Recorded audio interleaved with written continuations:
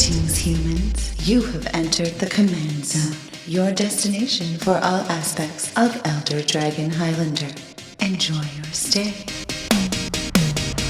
Hello, everybody, and welcome back to another episode of the Command Zone podcast. I'm your host, Rachel Weeks, and it's just me today because we're doing a very special episode. I build a lot of really stupid decks.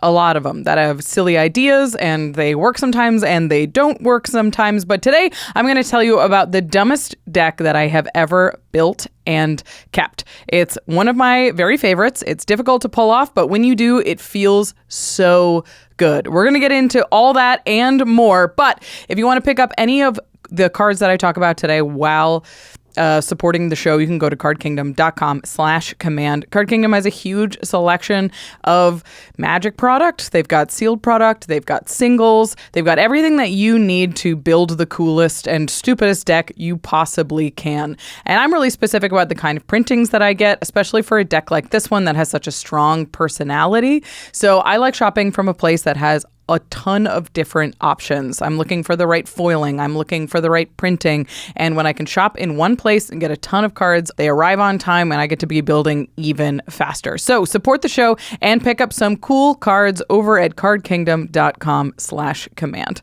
And once those cards are in your hand, you're going to need to protect them, keep them safe like I am. This is an ULTRAPRO satin cube. Go to ultrapro.com/command and you can support the show and support your coolest decks. They have sleeves and deck boxes, playmats, binders, everything that you need to be an organized and expressive Magic player. If we're picky about the cards that go in our decks, we should be picky about the products that we use to protect them, organize them, travel with them, because we want to make sure that they stay in good condition and they stay playable and you get to keep that deck forever. I love using ULTRAPRO products. I especially love the satin cubes for my decks because I have a lot of them. I like having them be more compact and knowing that they're safe. Plus, ULTRAPRO has a great newsletter that will alert you anytime they have flash sales. If you're like me and you build a ton of decks all the time, you're going to need to get a bunch of deck boxes and a bunch of sleeves all at one time. Go to ultrapro.com/command, sign up for that newsletter, and get some high quality products while you're at it. And finally, you can support us directly by going to patreon.com/commandzone. Our patrons get access to our all-exclusive Discord where you can ask questions of me, Josh, Jimmy, any member of the staff. You get access to game nights and extra turns a day early without ads. Pretty sweet. And we shout out one lucky patron every single podcast episode. And this one is dedicated to Dylan Bruno. Dylan, you rock. Thanks for supporting the show. All right, let's get into it. This is a really fun deck and a deck I'm excited to share with you. It came from an idea that happened on a Twitter thread. I put out a Twitter thread while I was in the airport where I asked people to send me a commander and I would send them the first card that I would add to that deck list. So if I was building that commander, what's the first thing I would be building around? So it ranged from sort of good generic cards that maybe people didn't find to adding like a Merc of Fury to a Chishiro the Shattered Blade deck. It got a little weirder into like some of my favorite pieces of hot tech. So somebody asked for Imoen Mystic Trickster. She's a blue initiative creature. And I was like, oh, you got to add Teferi's Veil, protect your little blue attacking creatures. So it's a really fun thread. You should go check it out. But somebody sent me Norin as the commander. And honestly, Norin is a commander that I've admired for a really long time.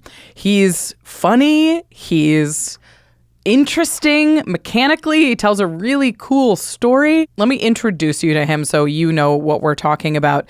Norin the Wary is a legendary creature human warrior for a single red. And he says, when a player casts a spell or a creature attacks, exile Norin the Wary. Return it to the battlefield under its owner's control at the beginning of the next end step. He's a 2/1. I love this joke because he's a warrior that runs away from everything. And it's such a fun commander to play against because there's so many moments in the game where they like cast an arcane signet and Norin runs away in fear. So I've always liked the joke that this commander has, but the 99 tends to be like sort of generic tokeny slug decks, or it's a chaos deck. They like how chaotic Norin is and fill it with other chaos effects. They can even be like highly interactive confusion in the ranks decks, which says whenever an artifact, creature, or enchantment comes into play, its controller chooses target permanent another player controls that shares a type with it and exchange control of those permanents. So that's obviously very good with Norin, because when Norin comes into play, you steal somebody's creature, and then Norin leaves their battlefield and returns back to yours, and you get to steal another creature, which is a very powerful effect, but it's not a fun effect to play against. So I was like, all right, Norin's good with enters the battlefield triggers and leaves the battlefield triggers. There's a very specific suite of cards that are in just about every Norin deck. Tome of Legends says whenever your commander enters the battlefield or attacks, put a page counter on it. So that's going to happen a lot with Norin. And then you can pay 1 and tap to remove a page counter and draw a card. So it's a nice little draw engine. Once you have a ton of counters on it, it doesn't really make that big of a difference. But, you know, it's nice to have consistent card draw in mono red. The next one was Genesis Chamber, which I didn't really want to mention because it's sort of famously good with Norin. This is whenever a non-token creature enters the battlefield. If Genesis Chamber is untapped, that creature's controller makes a 1/1 colorless mirror creature token. So this is a neater card, and it's definitely in my deck, but I didn't really want to suggest that because it wasn't like a cool hot take to post on Twitter. There's also stuff like Gimli of the Glittering Caves and Rose Room Treasurer, which both make treasures when Norin enters the battlefield. And again, these cards are good, but they're sort of famously good with Norin. And then I was like, all right, so if Norin's good with all of these, enters the battlefield and leaves the battlefield triggers, I wonder if there's a way to give him his own enters the battlefield and leaves the battlefield triggers. And there is. Enter stickers. Stickers. I know. Listen, don't go anywhere. I know people don't like stickers, but I want to talk about them because mechanically, these are fascinating. And they're really, really good with Norin. So I want to talk about the best sticker sheet with Norin, and then we can get into how this whole thing works, because I just want to give you a taste of how powerful this is. So this is a sticker sheet. It has ability stickers, it has name stickers, it has art stickers, and power and toughness stickers.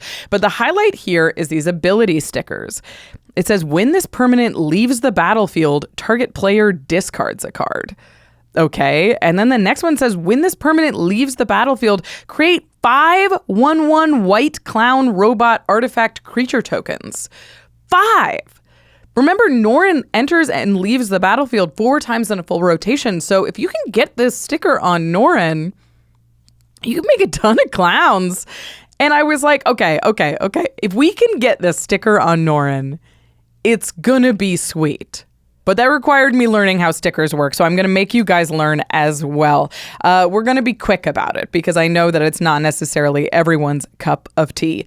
So at the beginning of each game, if you're playing with stickers, you start with 10 unique sticker sheets, all with different names. You choose 3 of them at random. So you can't consistently build around any sticker sheets. You have to have 10 of them. You pick 3 at random, and they have different abilities. So there's art stickers and there's name stickers, which are free. And then there's the ability stickers that I mentioned and the power and toughness stickers that cost ticks, which are basically energy counters. They're counters that you put on a player that you generate throughout the game, and you can spend them to put abilities or modify power and toughness on your creatures. And that's it. Those are stickers. But there's an important ruling that makes them particularly good with Norin. It's 123.5. Stickers on an object are not retained as that object moves to a hidden zone, but they are retained as that object moves to a public zone and continues to apply to the new object it becomes in that zone. So what that means is when Norin banishes himself, when he runs away, those stickers are still on him when he enters the battlefield because he never goes to a hidden zone, which is your hand or the library. As long as he's in the command zone, if he's in the graveyard, if he's on the battlefield, if he's on exile, he's still stickered. So you only need to get a sticker on him once to really, really be able to abuse that power. And I was like, okay, how hard can it be to get a sticker on Norin? And it's pretty hard. The typical way that you would put a sticker on a creature is with, or on any permanent, is with an ETB creature like Carnivore, for example. It says whenever Carnivore enters the battlefield, you get 1 ticks. Then you may put a sticker on a non-land permanent you own. Now that's challenging because it's an ETB trigger and Norin runs away whenever you cast a spell. So I was like, all right, we'll have to keep that in mind. But my next question was, okay, we know Yawgmoth Merfolk's Soul, this sticker sheet, is very, very good with Norin. Are there enough sticker sheets that are good with him? Is this deck even worth building around? And I found 5 more that have ETB or LTB abilities. So there's 6 altogether. Not enough to make a full deck, but there are 5 very good ones. When this permanent leaves the battlefield, draw a card. Wow. When this permanent leaves the battlefield, you may destroy target artifact or enchantment. Whenever a creature enters the battlefield under your control, this permanent deals 2 damage to target player. So you could put that on a land or something indestructible or anything on the battlefield, and then Norin just deals 2 when he enters. When this permanent leaves the battlefield, make 2 food. When this permanent leaves the battlefield, you may destroy target creature with power 4 or greater. Those are all extremely powerful if you can trigger them 4 times in a turn rotation. The trouble with that is we need 4 more. We need a minimum of 10 to build a constructed sticker deck. So we're going to have to get into those stickers that we included a little bit later. But like I mentioned, there's a big problem with choosing Norin as your sticker commander. So I had to come up with some solutions to get stickers on this wily guy. So I'm going to explain all the problems. I'm going to explain how I solved those problems, but I'm going to get to those after a few messages from the folks that make this show possible. Stick around. Gobbos and gremlins of all ages, it's me, Tago, Goblin, Weaponsmith. When I came up with my hit invention, the rock, everybody thunk I'd never do no better. I mean, what beats rock? Paper? Ridiculous. But now I done it. I transformified rock into pet rock. I'm gonna make me $1 million.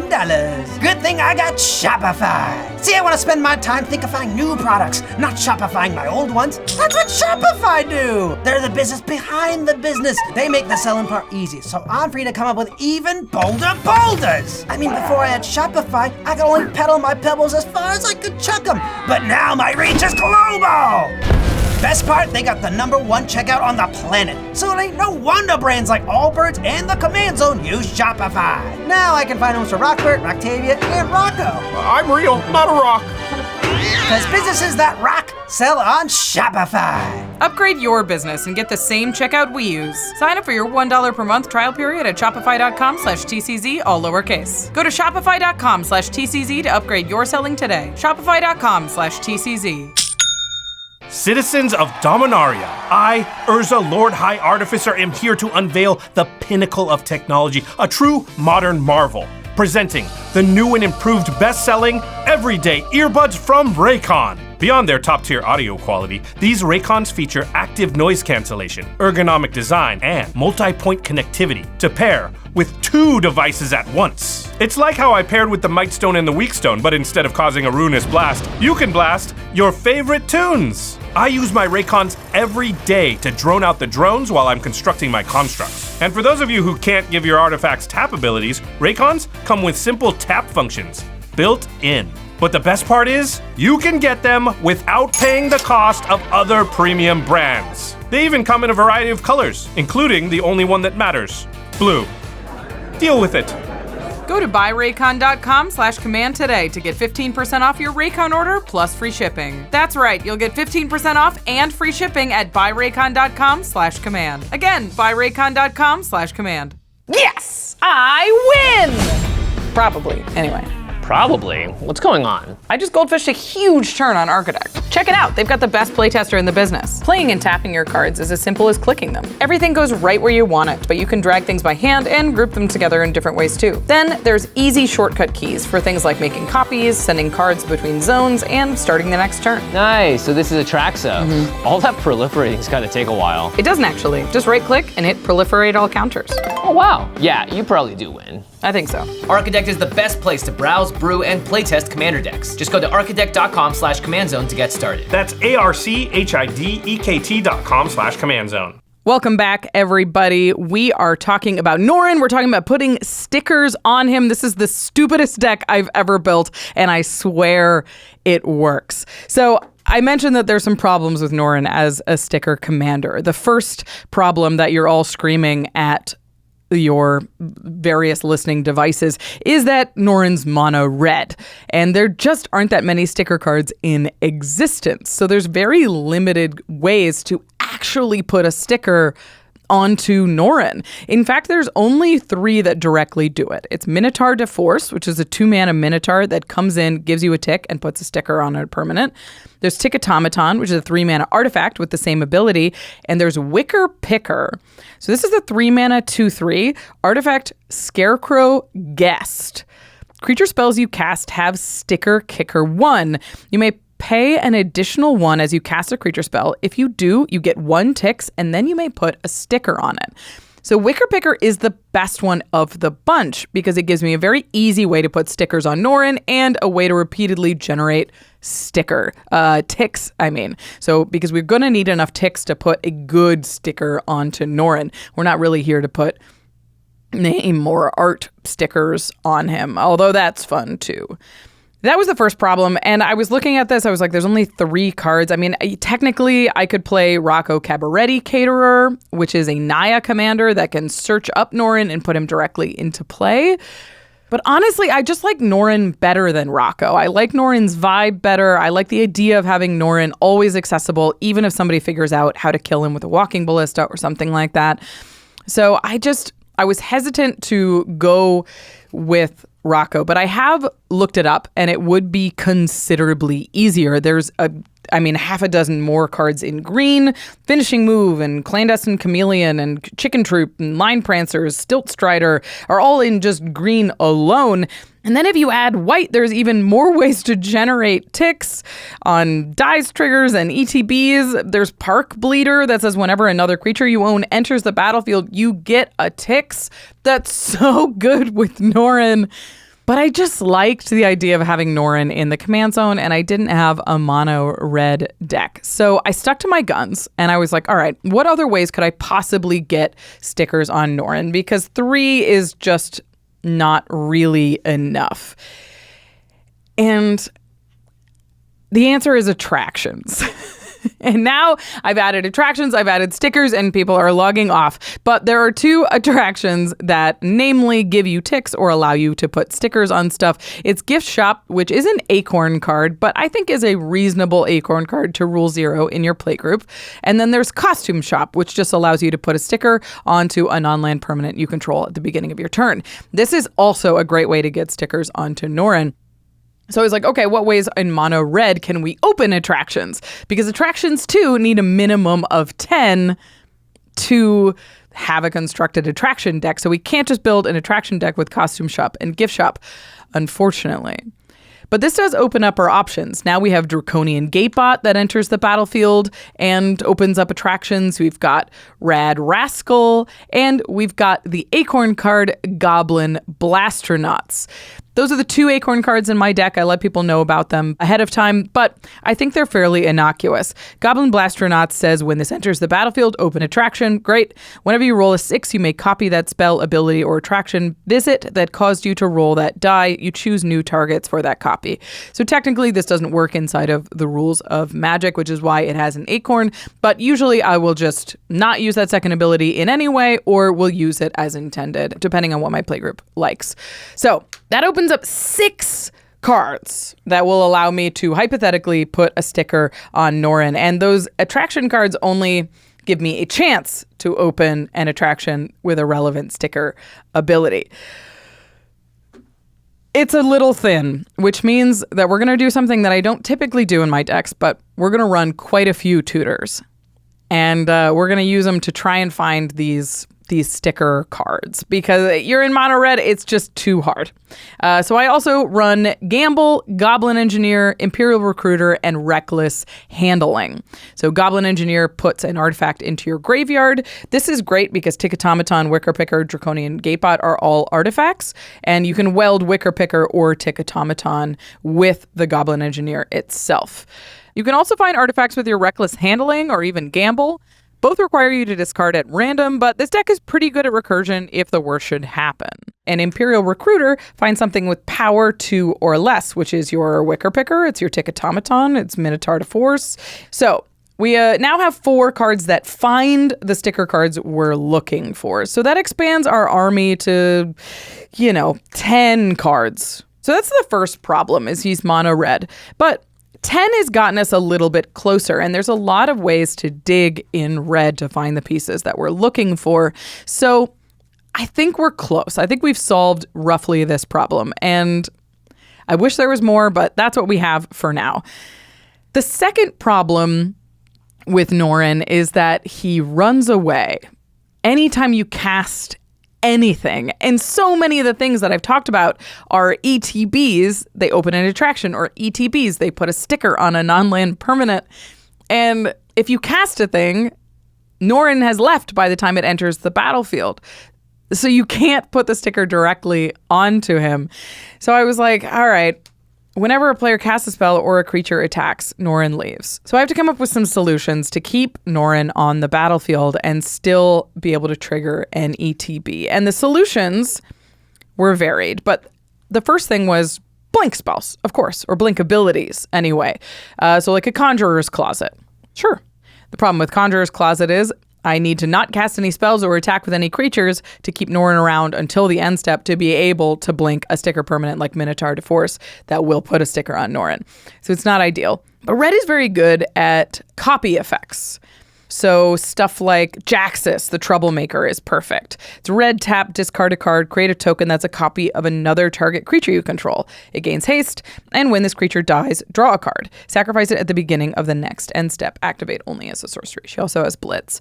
So this is an activated ability that copies my creatures that will give me ticks or allow me to put stickers onto Norin. So I was like, okay, how many effects of those are there? And of course there's Kiki Jiki and Ortheon, Hero of Lava Brink.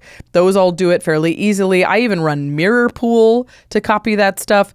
And then there's effects like Mirage Phalanx. So as long as Mirage Phalanx is paired with another creature, each of those creatures has, at the beginning of combat, create a token that's a copy of this creature, except it has haste and loses Soul Bond. Exile it at the end of combat. So this one's fine because it does it at the beginning of combat, so Norin won't have run away by the time this has made a token, but it also scares Norin away the turn you cast it. So you have to cast Mirage Phalanx, make a copy of something. Norin's scared of Mirage Phalanx, so he's left, and then untap with Mirage Phalanx, and then you can get a sticker on Norin. But that's actually okay because usually you have to generate some ticks before you can put a relevant sticker on Norin anyway. So those are the ways that I have in the deck currently that copy my sticker permanents to get them onto Norin. There's 6. Many of these can be found with the tutors that I mentioned before. The other thing I put in the deck to help out with this plan is Sanctum of Eternity, because the best ways to put stickers on Norin is with Wicker Picker. So Sanctum of Eternity says 2 tap, return target commander you own from the battlefield to your hand. Activate this ability only during your turn. So of course, I can wait to cast Norin until after I've generated some ticks with a Wicker Picker on the board, and then cast Norin with Sticker Kicker and give him a sticker. Or I can bounce Norin back to my hand after I've generated some ticks and then recast him with the Wicker Picker on the battlefield so he has Sticker Kicker. And that's the way that I get stickers on him the most. So Sanctum of Eternity has actually been really, really great for this deck. Because, once Norin's going, it's sort of hard to stop him unless you've got an activated ability to snag him. The other thing I run, I forgot to mention this, it's a little different. I run Dino DNA. This is a card that I've liked a lot lately. It's a 1-mana artifact with an activated ability that says 1 tap, exile target creature card from a graveyard. Activate only as a sorcery. And then 6: create a token that's a copy of target creature card exiled with Dino DNA, except it's a 6/6 green dinosaur creature with Trample, activate only as a sorcery.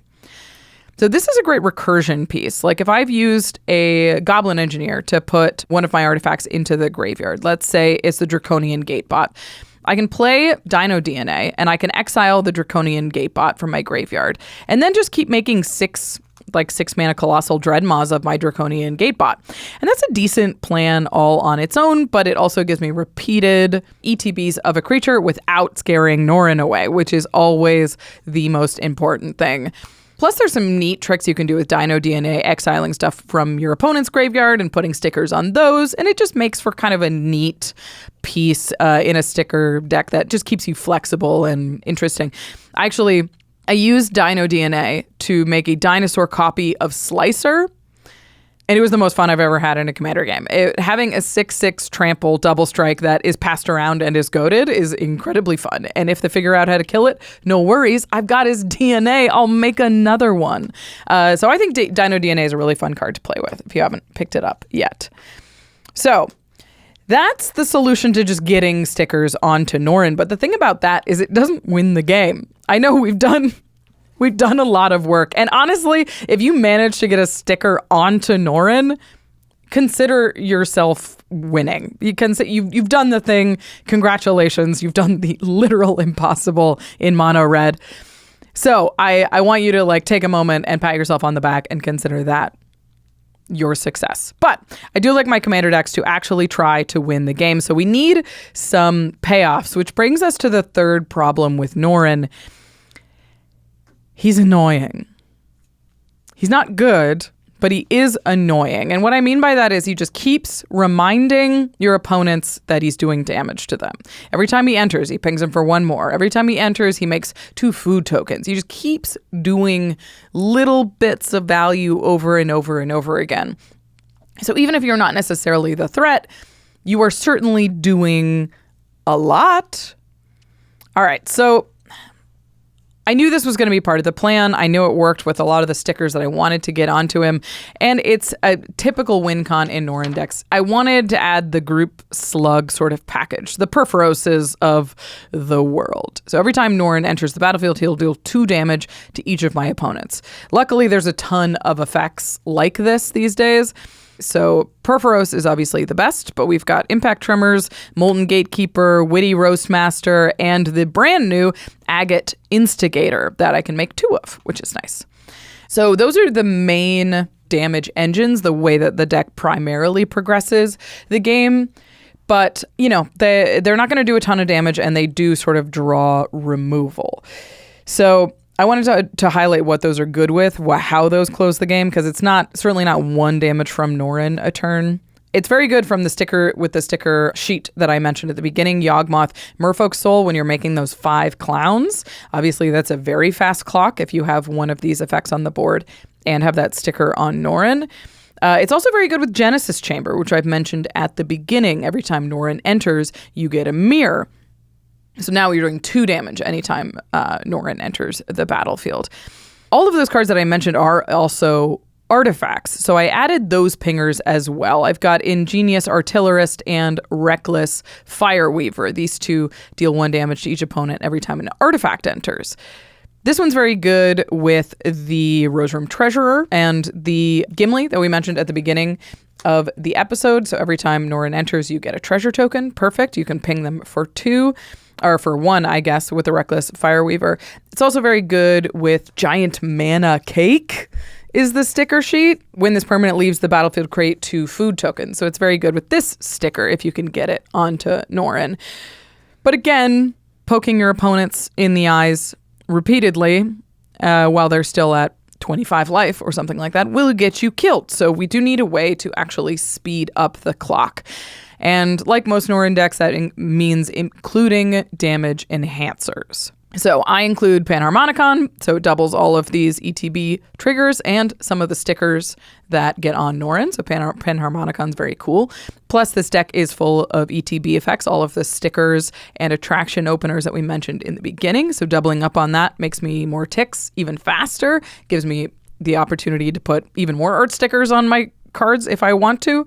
You can include an effect like Torbran or O'Hare Achonil. Both of these modify those individual pings, those little 1 bits of damage from Impact Tremors or 2 bits of damage from Perforos, and turn it into 3 or 4 damage, depending on which modifier you have on the board. So that's a much faster slug clock and means that you are going to be annoying, but at least you have a chance at actually killing people. The final way that I sped up the clock is by including Warstorm Surge type effects. So you're familiar with Warstorm Surge. When a creature enters the battlefield under your control, it deals damage equal to its power to target creature or player. Norin's power is normally 2, so every time he enters, you deal 2 damage. There's a couple of effects like this. There's Terror of the Peaks, which caught a reprint not too long ago. If you haven't picked it up, do that. And there's my favorite chaotic mess, Pandemonium. That is a Warstorm Surge for every single creature on the battlefield, including your opponents. But luckily, you're going to have Norin entering a lot more than anybody else, so hopefully you can take advantage of that. But Norin's power is only 2, so the stickers can come in here as well. I mentioned at the beginning of the episode that there are power modification stickers at the bottom of each sheet. So this is Goblin Coward Parade, and there's 2 power and toughness abilities at the bottom here. There's one that you pay 2 ticks for, and you can turn a creature into a 2/3, or there's one you can pay 4 ticks for, and you can turn a creature into an 8/4. Now, if you can turn Norin into an 8/4 and get a Terror of the Peaks or a Warstorm Surge or a Pandemonium on board, now we are cooking, and we are cooking with stickers, which is so fun. I love how well the sticker plan works with the stuff that's naturally good with Norin already. So, Pandemonium, Terror of the Peaks, Warstorm Surge, these are all cards that can go in Norin decks anyway. You can even use stuff like Obsidian Battle Axe that automatically equips to warriors when they enter the battlefield. When Norin enters, you have the Battle Axe automatically equipped, then you deal the damage from the Terror of the Peaks or the Warstorm Surge. Any way you can buff Norin's power is so fun, but I just love that you can also do it with stickers. So those are like the problems with Norin. He's in mono red, so there's not a lot of options. He's difficult to put stickers on because he's scared of everything, and he's just generally annoying. But if you're willing to ignore all of that, the deck is a really fun challenge and can do some really bizarre things that leans into what red is very good at. So I want to talk about, that's the primary sticker package. That's the plan. When you look at the deck list, you're like, what a mess. And you know what? You would be right. But I want to talk to you about some of the specific synergies that I included in the list to try and make it consistent enough that maybe it could win a Commander game. I wanted to start by saying I did not include Confusion in the Ranks in my list. I know that is a very powerful card with Norin, and if you are interested in that kind of effect, you should absolutely include it. It's busted. But I know that I don't love when that card is in play, so I chose not to include it in mine. So let's talk about some of the vegetables that I included that are work well with the engine that the rest of the deck has created. And that's a lot of stuff that incidentally makes artifact tokens or incidentally makes creature tokens. So stuff like Inspired Tinkering is a very cool card. It's exile the top 3 cards of your library until the end of your next turn. You may play those cards and create 3 treasure tokens. Is really powerful. So it's, sort of a Jessica's Will at home, but it gives you 3 treasures, which works really well with your Reckless Fireweavers or Ingenious Artillerists. I even have a board wipe that is Reckless Endeavor. Reckless Endeavor says roll 2d12 and choose 1 result. Reckless Endeavor deals damage equal to that result to each creature. Then create a number of treasure tokens equal to the other result. So you roll 2d12 and you can either use it as a board wipe and just clean the board up, or you can use it to make a ton of treasure tokens and trigger all of your Reckless Fireweavers, your Ingenious Artillerists. I like having these vegetables in the deck that sort of work at cross purposes, where they can either be a win con or they can give you more cards and give you more mana and just sort of all work together. I also leaned into that artifact synergy with some of my card draw. I included Quicksmith Genius It's whenever an artifact enters the battlefield under your control, you may discard a card. If you do, draw a card. This deck makes a ton of junk, just a ton of treasures. Norin's always entering. He's sometimes making clowns and food and just tons of junk. So Quicksmith Genius triggers a lot and almost acts like a tutor in this deck. If I am using stuff like the Inspired Tinkering, it comes in and gives me 3 loots and helps me dig to the important pieces that this deck has. It's got a wacky plan and a bunch of different types of cards, so trying to find the right cards at the right time is challenging. So I love a looter that doesn't necessarily give me card advantage, but gets me the card I need right now. The deck also includes Relic of Legends, which is a very sweet mana rock with Norin. It's a 3-mana rock that taps to add 1 mana of any color, and you can tap an untapped legendary you control to add 1 mana of any color. So, Norin is an untapped legend almost all the time. You can, on your turn, you can tap your Norin freely. You get 2 mana with your Relic of Legend, and it means you get an extra mana on each of your opponent's turns as well, as long as Norin is entering and leaving the battlefield. So, I think this is a really cool rock to include in Norin decks if you haven't already. The final thing to mention is that Norin, he's very bad at defense. He's doing a lot, he's poking everybody in the eye, and he doesn't have a ton of board presence. All of your creatures are like 1/3s that deal damage when stuff enters, or, make a sticker or open an attraction or something. So I like to include a few things that allow you to chump. You're hypothetically making a lot of token creatures. You can chump with those.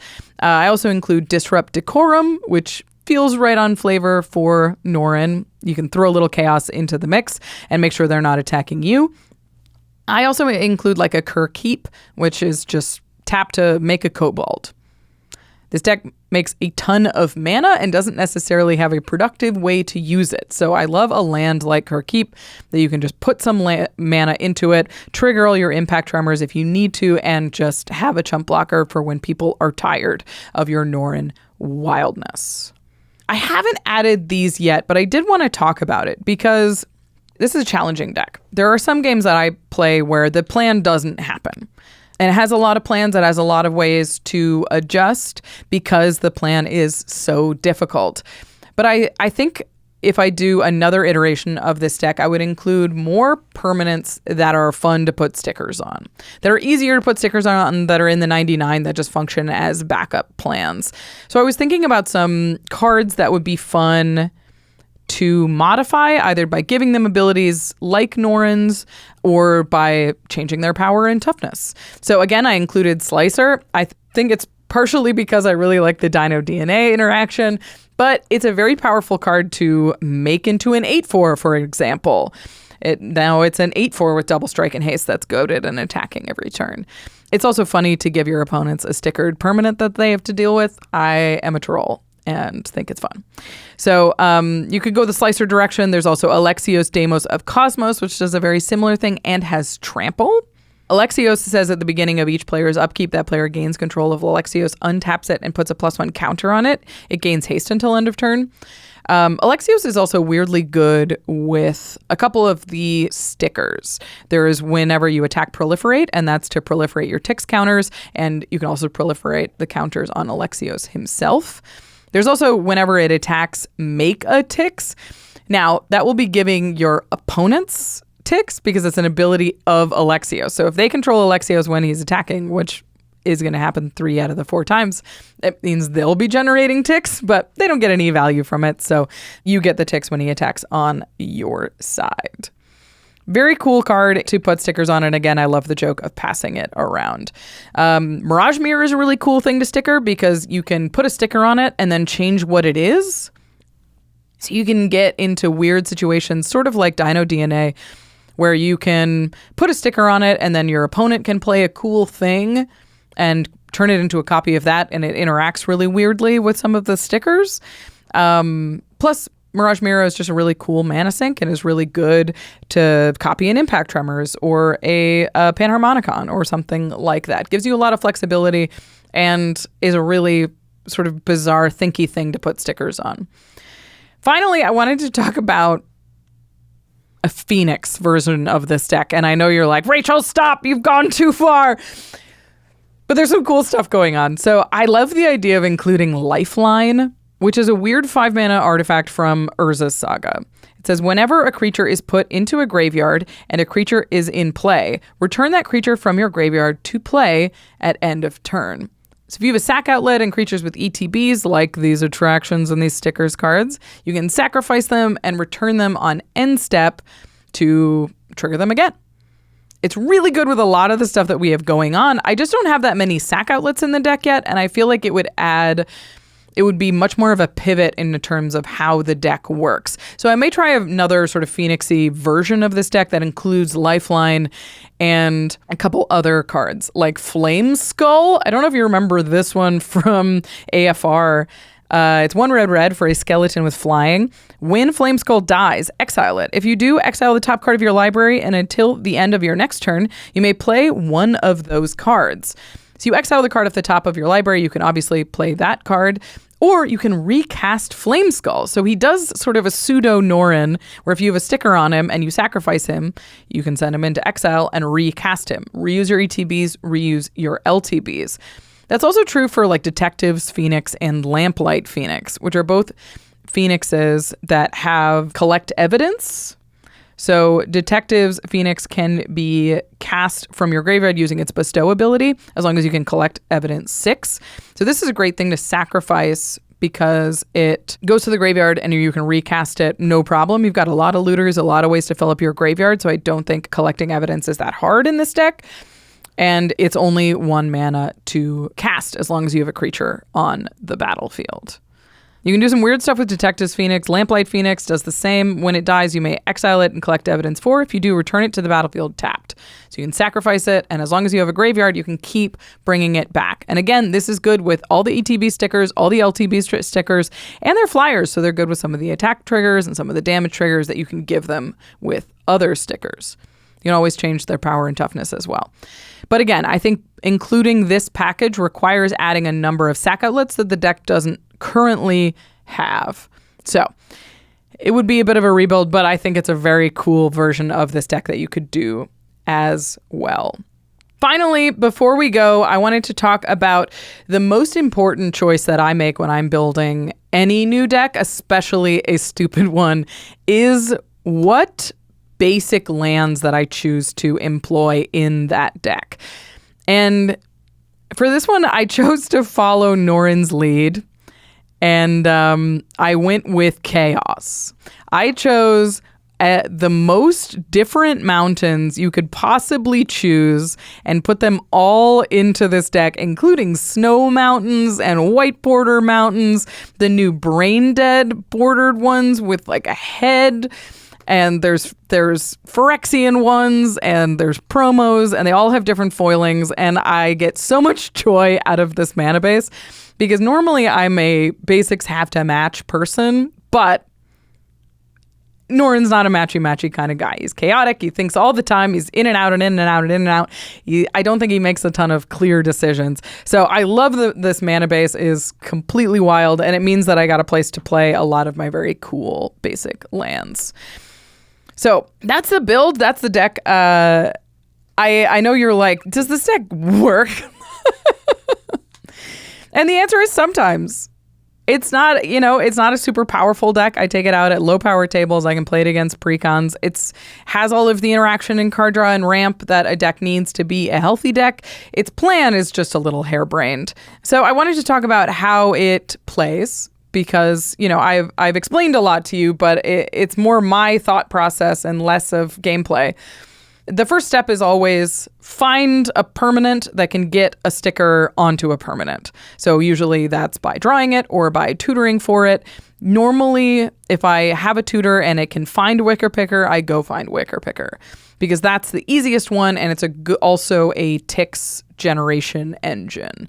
So to get the really powerful ability counters, I need usually 3-4 ticks, sometimes 5. I think the clown one is 5, which is a ton to generate in this deck. So then the next plan is to generate ticks, to get all of the ticks we need to be able to put an ability onto Norin, whether that's modifying his power and toughness or whether that's giving him an ability. we've got to have the ticks to pay for it. The power and toughness is usually lower. It's usually like 2 or 3.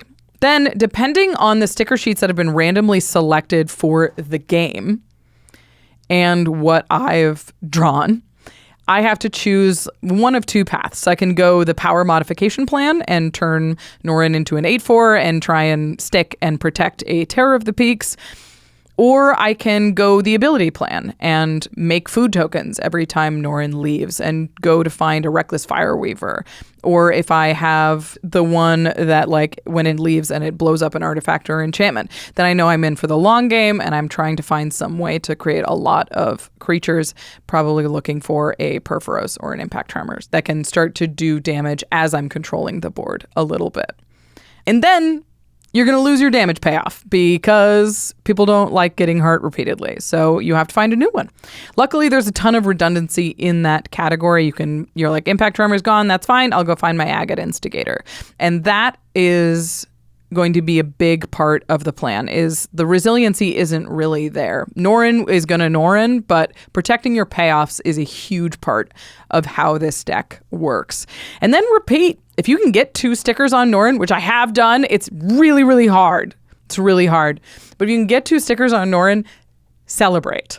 It's so fun when you get to have this moment where you're like, every time Norin leaves and comes back, he brings with him 5 clowns. Like, Norin, where have you been that you have 5 clowns with you? And then he leaves and comes back with 5 more.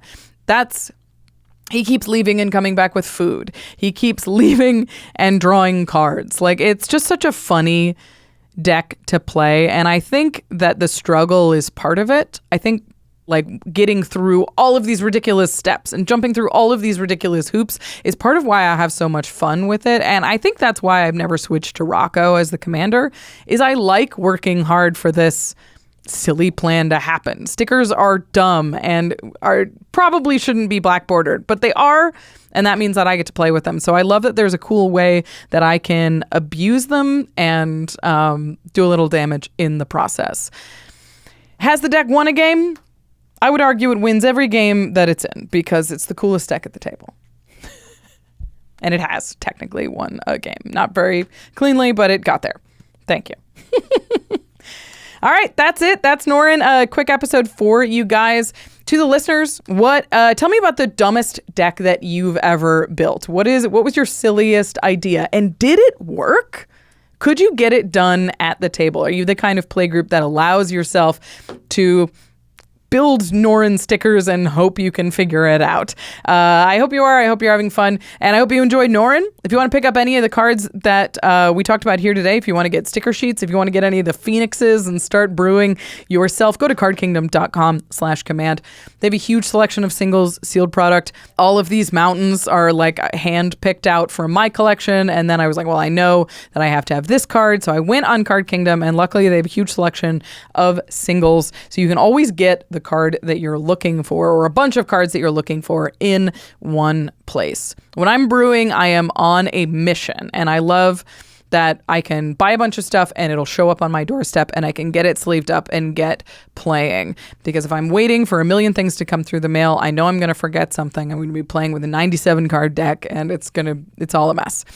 But I trust Card Kingdom with all of my cards, and I love them so, so much. So support the show and go pick up some cool cards over at cardkingdom.com/command.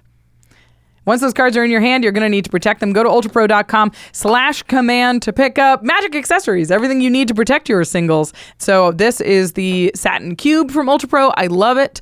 I have a bunch of Satin Cubes for my decks. It keeps them safe when I travel.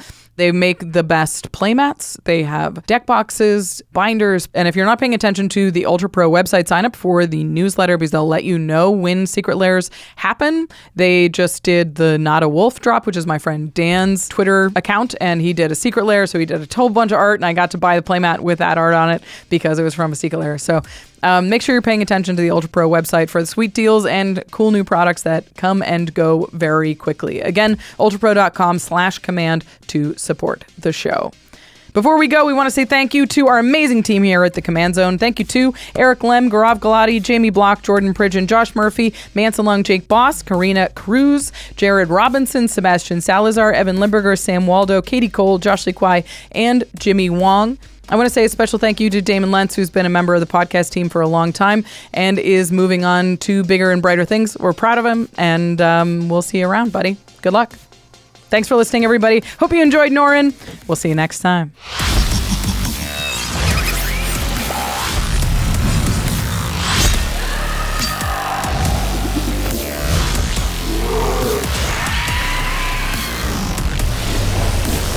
Thank you for your attention. For further inquiries, send an email to commandcast@rocketjump.com or ask us on Twitter @JFWong and @JoshLeeQuai. See you later, alligator. Greetings, humans.